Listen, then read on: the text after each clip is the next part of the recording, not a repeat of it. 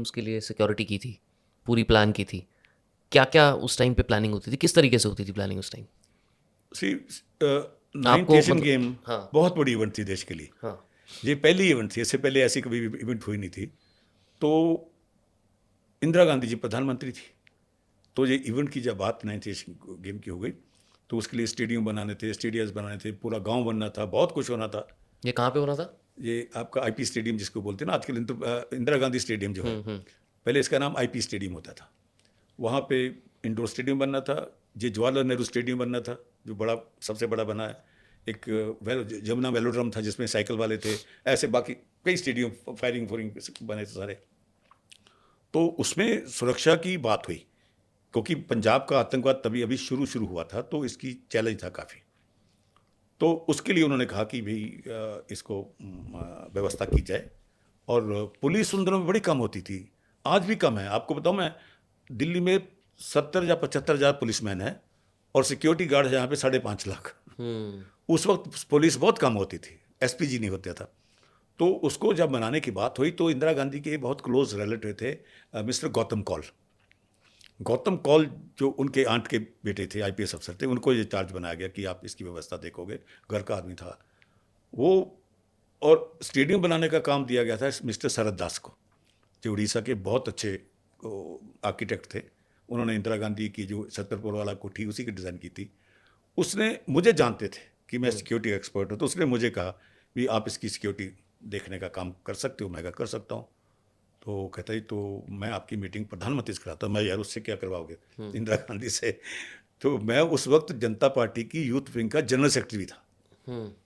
तो गाली देते रहते थे, विरोध करते थे। हम्म। वो कहता मैं मिलाऊंगा। मैं कहा तो मुझे मिला दे, तो मैं भी थोड़ा मजा लूँ। तो उन्होंने जाके मुझे जी इंदिरा गांधी जी से जाके मिला दिया। जब इंदिरा गांधी जी ने मुझे देखा तो एकदम हैरान हुई, अरे भाई ये तो विक्रम सिंह है। हम्म। मैं कहा हाँ जी। अरे शरद दास, तुम किसके लिए आए हो? ये तो मुझे गालियां देता, बड़ा हर वक्त गालियां देता है। उन दिनों में प्रधानमंत्री का जो घर था, उसके 300-400-500 गज दूर एक मेथी चौक हुआ करता, जिसका आजकल लोगों को पता नहीं है। उसका नाम था मेथी चौक। और जिसने भी प्रदर्शन करना होता था प्रधानमंत्री के घर के बाहर, वो मेथी चौक में आता। जैसे आज जंतर मंतर है ना, वैसे वह मेथी चौक होता था। तब इतने लोग प्रदर्शन ज़्यादा नहीं करते, थोड़े लोग आते थे। हम वहाँ जाते थे, तो जब इंदिरा गांधी गाड़ी आती तो हम बोर्ड लेके, हाँ। बोर्ड लेके शोर करते। वो रोज़ देखती थी मुझे, कहते तुम्हें गाली निकलता। तो मैं कहा देखिए मैडम, पहले तो मैंने आपको कभी गाली नहीं निकाली। आप महिला हो, मैं इज्जत करता हूँ। मैं फौजी आदमी हूँ। आप देश की प्रधानमंत्री हो, उससे ज़्यादा इज्जत करता हूँ। मैं प्रधानमंत्री को गाली नहीं दे सकता, औरत को गाली नहीं दे सकता। फिर तो मुझे कुछ तो कहते होंगे। मैं कहा मैं मुर्दाबाद बोलता हूँ। कहते ये गाली होती है, मैं गाली नहीं होती, ये नारा है। और मैं आपकी पॉलिसीज़ के अगेंस्ट हूँ, आपके अगेंस्ट बिल्कुल नहीं है। You are very good prime minister, लेकिन आपकी कुछ पॉलिसी हमें पसंद नहीं, इसलिए हमारी आवाज़ है। नहीं भी तुम तो ऐसे हो। मैं कहा जी मैं तो ऐसा हूँ, लेकिन मैं सिक्योरिटी प्रोफेशनल हूँ। अगर आप मेरी मदद चाहते हो, मैं देश के लिए देने को तैयार हूँ। तो कोई गड़बड़ तो नहीं करोगे?